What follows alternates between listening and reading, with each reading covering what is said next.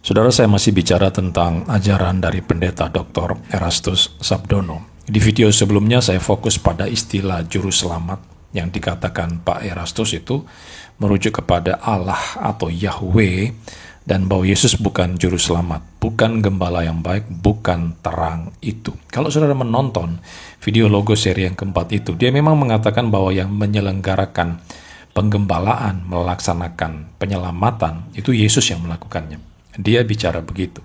Maka Yesus juga bisa disebut sebagai juru selamat atau gembala yang baik dan terang. Tapi bagi Pak Erastus, juru selamat yang sesungguhnya itu bukan Yesus. Saudara perhatikan ya, bagi dia, walaupun Yesus adalah juru selamat, tapi juru selamat yang sesungguhnya itu bukan Yesus.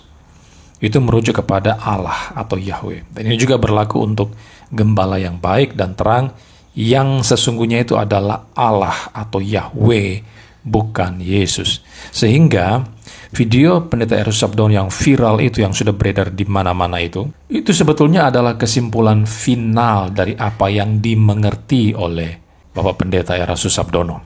Karena begini, saya kasih satu contoh. Misalnya, apakah Yesus itu adalah Allah atau bukan Allah?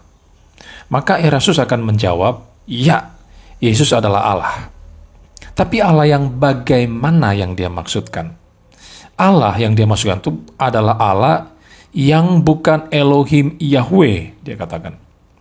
Yesus itu adalah Allah, tapi Allah minor. Allah yang tidak setara dengan Yahweh. Yesus adalah Allah, tetapi secara hakiki, Allah yang sesungguhnya, seperti yang saya katakan tadi, adalah Bapa atau Yahweh sendiri.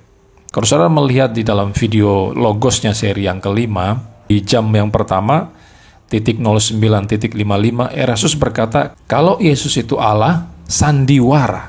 Kalau Yesus Allah, justru itu sandiwara. Nah, apakah ada Allah yang semacam demikian? Apakah kitab suci mencatat Allah yang model seperti itu? Tidak ada. Alkitab mencatat Yesus adalah Allah yang seutuhnya, sepenuh-penuhnya. Bukan setengah Allah, bukan 3/4 Allah. Bukan Allah abu-abu seperti yang dipahami oleh Erastus Sabdono. Jadi hanya ada dua pilihan, Yesus itu Allah atau bukan Allah. Tidak ada opsi yang ketiga, keempat, dan seterusnya. Ini juga berlaku untuk juru selamat, gembala yang baik dan terang.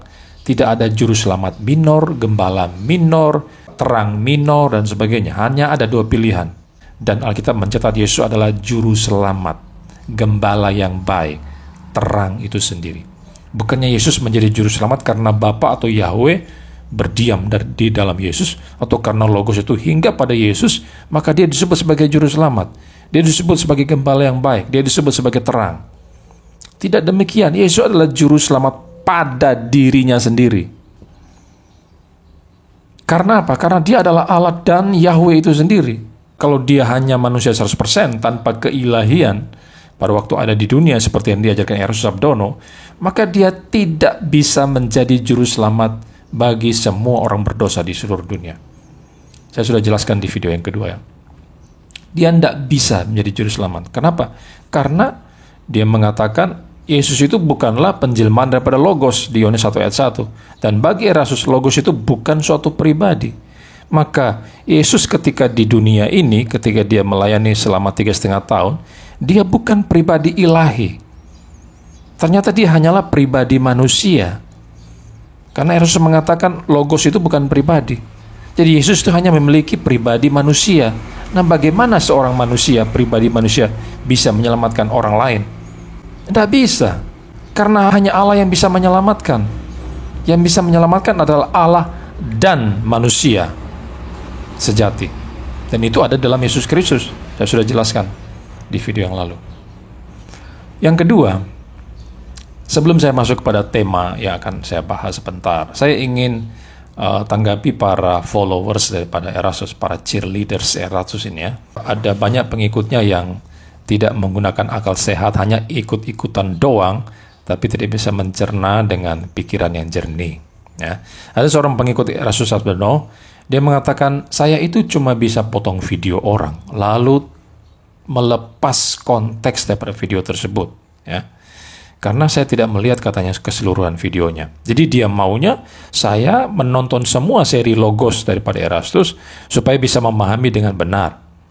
Nah, di video yang lalu saya sudah katakan kalau saudara mau menonton video Logos Pak Erastus secara keseluruhan, justru akan semakin nampak kesesatannya, semakin terlihat bahwa beliau memang pengajar sesat.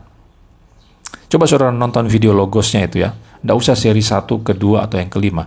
Nonton aja seri yang keempat. Saudara akan mendapati begitu banyak kesesatan di dalam video tersebut. Banyak sekali. Nah, saya malas membagikan videonya itu, termasuk memberikannya di link deskripsi. Kalau saudara mau, saudara pergi sendiri ke dalam channel ya, Pak Erastus Sabdono itu, cari sendiri di sana. Saya sudah menonton videonya secara full ya, bahkan berkali-kali. Di dalam video itu, Sabdono bukan saja sesat karena mengatakan Yesus bukan juru selamat, tapi dia juga mengatakan Logos atau firman itu bukan pribadi. Menit 43. Lalu dia mengatakan Logos itu tidak mungkin menjelma menjadi manusia. Erastus berkata Logos itu menunjuk kepada Bapa. Menit 43:30. Dia juga mengatakan Logos itu menghinggapi Yesus. Jam pertama, menit 7:14. Di jam yang pertama, menit 6:50, Erastus berkata Yesus itu bukan Elohim Yahweh, bukan Allah sendiri. Tetapi Yesus adalah anak Allah yang mengenakan firman, mengenakan Logos dan sebagainya. Nah, itu teori dari mana? Coba. Dari Lucifer atau dari mimpi di siang bolong? Ya jelas itu tafsir 1000 mimpi, karena Alkitab menolak semua ajaran sesat itu. Jadi kalau kamu suruh saya menonton habis seluruh video Logosnya Pak Erastus Sabdono, maka saya bisa memberi puluhan daftar kesesatan daripada Pendeta Dr. Erastus Sabdono. Mau seperti itu? Apa tidak malu nanti saya bibirkan semua kesesatannya? Tapi mereka memang orang yang tidak tahu malu ya. Walau sudah dipublish kesesatannya, tapi tetap ngotot. Ada banyak pendeta yang sudah mengkritisi ajaran-ajaran daripada Pak Erastus. Banyak yang dari antara mereka itu doktor-doktor teologi yang mengerti Alkitab secara benar, yang sudah menasihati Pak Erastus, tapi semuanya tidak mempan. Termasuk yang baru-baru ini, ada seorang doktor, mantan dosen dari STT Ekumene milik Erastus, saya mendapatkan informasi dari teman saya. Dokter itu meminta agar seri pengajaran Erastus tentang Logos itu dihentikan. Tapi itu lagi-lagi tidak digubris. Mereka memang orang yang tidak tahu malu dan malu-maluin saja. Malu-maluin kekristenan. Jadi kalau ada orang yang mengkritisi potongan video viral Pak Erastus yang sudah tersebar kemana-mana itu, mereka tidak salah. Tidak salah. Karena itu memang pernyataan langsung dari Pak Erastus Sabdono. Bukan hasil dari sebuah kesengajaan memotong videonya dan melepas konteks. Tidak seperti itu. Konteksnya memang mengharuskan kesimpulan seperti yang ada di dalam video viral itu. Oke, sekarang saya akan masuk ke dalam materi yang akan saya soroti. Sebelumnya sebagai catatan ya, nanti di sepanjang pembahasan saya mungkin akan banyak menyebut nama Erastus atau Sabdono, atau Erastus Sabdono, bisa juga didahului dengan pendeta, doktor, atau juga tidak ya. Ketika saya langsung menyebut Erastus atau nama Sabdono, itu tidak bermaksud untuk merendahkan Pak Eras, tidak ya, atau menghina dan sebagainya. Itu hanya untuk mempersingkat saja. Karena kalau saya sebut lengkap ya, pendeta Dr. Erastus Sabdono itu akan panjang sekali, akan memakan waktu. Jadi bukan sengaja untuk melecehkan Bapak Pendeta Erastus ya, dan sebagainya, tidak ya. Oke, baik. Kali ini saya akan fokus pada kata-kata Erastus di video Logos bagian keempat di menit 43. Dia mengatakan firman itu bukan pribadi, itu sabdanya Tuhan. Tidak mungkin menjelma menjadi manusia. Jadi firman atau Logos itu bukan suatu pribadi, dan Yesus itu bukan Logos, karena Logos itu miliknya Allah. Berasal dari Allah yang adalah Bapa itu sendiri menurut Yesus, kemudian itu menghinggapi Yesus. Di jam pertama menit 07:14, Erastus mendefinisikan Logos itu sebagai perkataan, hikmat, kebijaksanaan, kecerdasan, kuasa. Jadi bukan hanya kata-kata. Kalau itu menghinggapi Yesus, Yesus bisa buat apa saja. Meneduhkan gelombang, misalnya menyembuhkan, membangkitkan orang mati, karena Allah yang mengerjakannya dalam Yesus. Yesus berkata, kamu pun akan mengerjakan, bahkan lebih besar. Mengapa? Karena Bapa yang mengerjakannya. Nah, poin ini akan saya tanggapi ya. Pernyataan bahwa Logos itu bukan pribadi dan bukan Yesus itu pernyataan yang memalukan sebetulnya. Sangat-sangat memalukan. Karena bahkan Arius, bidat yang terbesar di masanya, yang lahir pada abad ketiga atau kaum Arian, walaupun mereka percaya anak itu dicipta, tapi mereka mengakui bahwa anak atau Logos itu adalah suatu pribadi. Bahkan bidat pun mengakui itu. Tapi mengapa Sabdono yang jelas-jelas mengikuti paham Arianisme karena dia mengatakan Yesus itu tidak setara dengan Bapa, Yesus itu homoiousios, dia jelas-jelas mengikuti paham Arianisme di sini. Justru mengatakan firman atau Logos itu bukan suatu pribadi. Lucu bukan? Lucu sekali di sini. Sangat memalukan. Bidat Arius itu rupanya lebih pinter ketimbang Pak Sabdono. Seorang bidat besar pada masa itu ternyata lebih memahami Alkitab daripada pendeta Dr. Erastus Sabdono. Sekarang pertanyaan, apakah ajaran Pak Erastus Sabdono itu benar? Mari kita benturkan itu dengan kitab suci. Yang pertama kita melihat Yohanes pasal 1 ayat 1. Pada mulanya adalah firman, firman itu bersama-sama dengan Allah dan firman itu adalah Allah. Ayat ini menjadi teks utama untuk menghancurkan pandangan Erastus Sabdono. Bahkan tanpa kita meninjau aspek tata bahasanya, gramatika Yunani, pembaca awam bisa dibuat mengerti bahwa kata firman di situ dan Allah atau Bapa, konteksnya menunjuk pada Bapa, itu dibedakan. Dari mana tahu? Itu terlihat dari frasa firman itu bersama dengan Allah. Ketika dikatakan firman itu bersama dengan Allah, berarti ada dua yang berbeda di sana, yang bersama-sama, yaitu ada firman dan juga ada Allah. Atau ada Allah Bapa ya. Kalau saya mengatakan Erastus itu bersama dengan Gilbert, apakah Erastus itu adalah orang yang sama dengan Gilbert? Tidak, bukan. Keduanya berbeda karena ada dua pribadi di sana. Jika saya mengatakan Erastus bersama-sama dengan monyet, apakah Pak Erastus itu adalah monyet? Tentu tidak. Tidak demikian. Karena ada dua di sana ya. Ada Pak Erastus, ada juga monyet. Demikian pula kalau Yohanes mengatakan firman itu bersama dengan Allah, berarti firman dan Allah itu berbeda. Lalu bagaimana kita bisa tahu bahwa firman itu adalah suatu pribadi? Gampang saja. Saudara lihat ayat yang ketiga di dalam pasal yang sama. Segala sesuatu dijadikan oleh Dia dan tanpa Dia tidak ada sesuatu pun yang telah jadi dari segala yang dijadikan. Kata Dia di sini merujuk pada firman di ayat yang pertama tadi. Kalau dikatakan firman itu menjadikan atau menciptakan segala sesuatu, lalu apakah atau siapakah Dia itu? Jelas Dia adalah suatu pribadi, karena yang bisa mencipta itu adalah suatu pribadi. Batu tidak bisa mencipta, kenapa? Karena dia bukan pribadi. Manusia untuk kategori tertentu bisa disebut sebagai pencipta, misalnya mencipta lagu, mencipta atau membuat robot, dan sebagainya. Mengapa? Karena manusia memiliki akal, pikiran, kecerdasan, dan kehendak. Demikian pula dengan firman yang dibedakan dengan Bapa tadi itu. Ketika Alkitab mengatakan firman itu mencipta segalanya, itu menunjukkan firman atau logos itu adalah suatu pribadi yang memiliki rasio, kehendak, pikiran, kecerdasan, dan kuasa.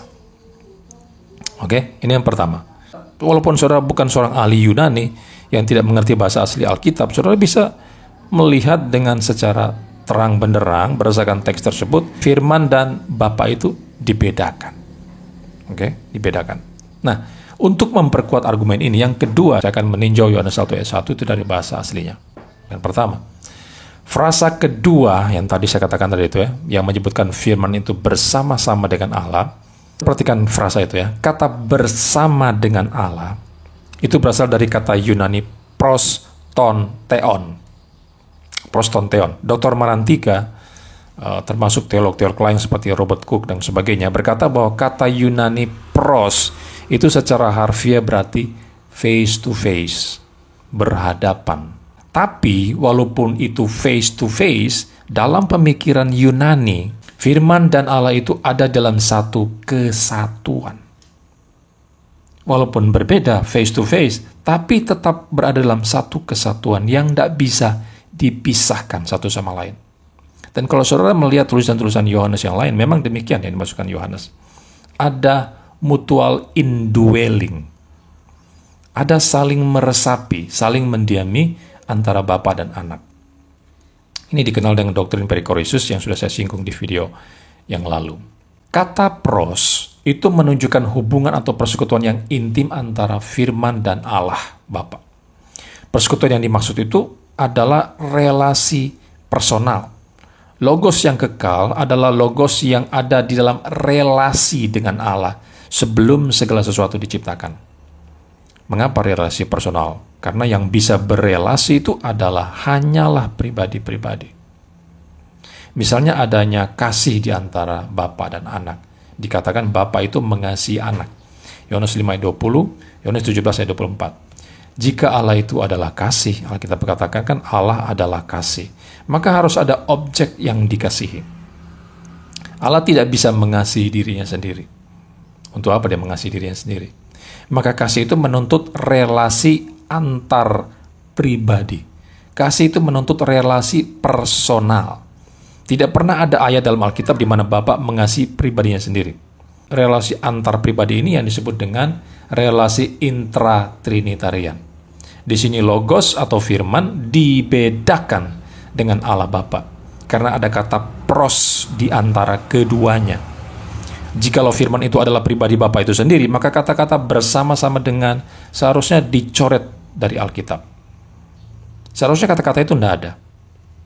Maka frasa kedua dari teks ini menunjukkan bahwa hologos atau sang firman dan ton theon atau sang Allah ternyata adalah dua pribadi yang sudah eksis atau ada secara bersama-sama sebelum segala sesuatu diciptakan di ayat yang ketiga tadi itu. Dan mereka menjalin persekutuan. Ini yang pertama. Lalu yang kedua, saudara melihat frasa yang ketiga, dan firman itu adalah Allah. Kai theos en hologos. Ada dua kata benda di sana yang muncul. Pertama, kata theos, dan yang kedua kata logos. Kata benda pertama, theos, atau Allah itu tidak menggunakan artikel. Dan kata benda yang kedua, logos atau firman itu menggunakan definite artikel. Mengapa kata theos atau Allah tidak pakai definite artikel? Maksudnya kata sandang ya. Karena dia itu sebagai predikat di mana subjeknya adalah logos atau firman. Saksi Yehua dan Unitarian termasuk pendeta Sabdono memahami bahwa ketiadaan artikel pada kata theos ini berarti bahwa Yesus bukan Allah atau Yesus tidak setara dengan Allah. Lalu mereka mengusulkan sebuah terjemahan lainnya. Dan firman itu adalah suatu Allah atau bersifat ilahi seperti yang dikatakan Erastus Sabdono atau makhluk surgawi seperti yang dikatakan oleh para Unitarian itu ya, Beni Irawan dan kawan-kawannya itu. Tetapi ini paham yang menentang konteks, karena di ayat yang ketiga, sang firman itu mencipta segala sesuatu dikatakan. Itu menunjukkan bahwa sang firman adalah Allah, karena penciptaan itu adalah hak eksklusif milik Allah, Yahweh saja. Tidak bisa dikerjakan orang lain. Makanya Yesaya 44 ayat 24 mengatakan, hanya Yahweh seorang diri yang membentangkan langit, yang mencipta alam semesta itu. Cuman Yahweh seorang diri. Maka frasa yang ketiga ini selain menguburkan pandangan saksi Yehua, Unitarian, dan pendeta Erastus Sabdono, frasa ketiga ini juga menghancurkan pandangan oneness Pentakostalism yang berhalusinasi bahwa Allah itu cuma satu pribadi dalam tiga perwujudan atau satu pribadi dalam tiga manifestasi. Itu sudah hancur lebur. Tapi pertanyaan seperti ini, mengapa Yohanes tidak menyertakan artikel di kata theos itu? Itu justru bagus, karena di sana Yohanes ingin menunjukkan bahwa firman dan Bapa itu adalah dua pribadi yang berbeda. Mengapa? Karena jikalau firman adalah Bapa itu sendiri, pribadi yang sama dengan Bapa maksudnya, maka dua kata benda itu, logos dan theos itu harusnya sama-sama menggunakan definite article. Yohanes harusnya mencatat ho theos en ho logos, di mana istilah-istilah itu bisa dibolak-balik karena kedua kata benda itu menggunakan kata sandang. Tapi Yohanes tidak memberikan kata sandang untuk theos. Yohanes memang sengaja tidak mau memberikan kata sandang. Mengapa? Karena dia ingin menunjukkan bahwa pribadi Allah Bapa itu tidak bisa dipahami sebagai merujuk kepada logos. Karena Yohanes ingin agar pembacanya tidak boleh memahami bahwa firman itu adalah pribadi yang sama dengan Allah Bapa, atau firman itu identik dengan Allah. Karena kalau kedua kata badan itu menggunakan definisi artikel, berarti firman itu identik dengan Allah. Itu sebab Yohanes tidak memberikan artikel pada kata theos. Kenapa? Karena ini terkait dengan esensi atau hakikat dari theos atau Allah itu sendiri. Firman itu adalah Allah, berarti firman itu sehakikat atau memiliki kualitas esensi yang setara dengan Allah. Jadi terjemahan lain itu sudah benar, tidak adanya artikel untuk kata theos di frasa yang ketiga ini, itu membuktikan bahwa Sang Firman atau Yesus di prainkarnasinya adalah pribadi yang berbeda dengan Bapa. Ini bukan karangan saya mendapatkan hal ini dari buku-buku teologi yang saya miliki. Misalnya ada tulisan daripada William Barclay, dia menulis tafsiran yang sangat populer dari kitab-kitab di Perjanjian Baru dan sebagainya. Dia juga mengajarkan hal ini. Jadi ini bukan karangan saya. Saudara bisa baca buku-buku sistematika dan sebagainya, buku-buku teologi yang ada. Nah, dari seluruh kajian tersebut, maka kita harus menyimpulkan, ya, berdasarkan konteks dan meninjau tata bahasa Yunani, maka kita bisa simpulkan bahwa Sang Firman atau Logos itu sudah bersama dengan Allah sejak kekal lampau, karena itu sebelum penciptaan, berarti dia ada dalam kekekalan. Itu adalah suatu pribadi yang berbeda dengan Bapa. Maka pada saat Erastus berkata firman itu bukan pribadi, itu sabdanya Tuhan, tidak mungkin menjelma menjadi manusia, dan bahwa Logos itu bukan Bapa di surga, itu adalah omong kosong. Apalagi mengatakan bukan Logos yang menjelma jadi manusia karena Logos itu menunjuk pada Bapa. Itu omong kosong selanjutnya. Juga termasuk omongan yang tidak manusiawi. Kenapa? Karena kalau Pak Erastus punya sedikit daya tangkap saja, daya tangkap yang bagus, dia tidak mungkin berpendapat seperti itu. Karena Yohanes 1 ayat 14 sangat jelas mencatat firman itu menjadi manusia. Kai ho logos sarx egeneto. Itu jelas sekali, clear kok dikatakan Logos jadi orang. Lalu mengapa mengatakan Logos tidak bisa menjelma menjadi manusia? Kacau sekali, bukan? Kacau sekali. Nah, saya mendengar di video Pak Erastus, dia mempersoalkan kata egeneto itu ya, menjadi itu ya. Lalu dia ngomong macam-macam, memberikan tafsiran rupa-rupa pada kata egeneto itu ya. Nah, kalau sudah menonton videonya, itu sangat memalukan. Semakin dia menjelaskan sesuatu, apa yang dia pahami, termasuk kata-kata Yunani yang ada, semakin dia jelaskan itu, semakin terlihat kebodohannya. Sangat terlihat. Sekelas Pak Erastus yang sudah doktor, tapi tidak mengerti konteks egeneto yang dinyatakan Rasul Yohanes. Ini sangat miris, sangat-sangat memalukan. Oke, yang terakhir ya, ada sedikit masukan dari saya.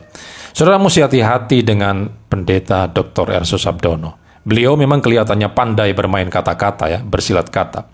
Sehingga kalau Anda tidak waspada, Anda akan dijebak dan masuk dalam perangkapnya. Dia memang mengatakan Yesus itu Allah, tapi dalam pengertian yang berbeda dengan yang dimasukkan oleh kitab suci. Bagi dia, Yesus bukan Allah sejati. Jadi dia pada hakikatnya mengakui Yesus bukan Allah dan bukan juru selamat. Tetapi pemikiran dasarnya itu dibungkus dengan ajaran lain yang terlihat bagus, yang terlihat baik. Dan kalau saudara tidak peka, saudara akan terpengaruh. Dia paling jago untuk membungkus kesesatan-kesesatannya itu dengan hal-hal yang terlihat alkitabiah.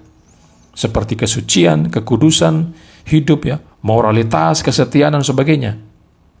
Dia paling pintar membungkus itu dengan ajaran-ajaran yang bagus seperti itu.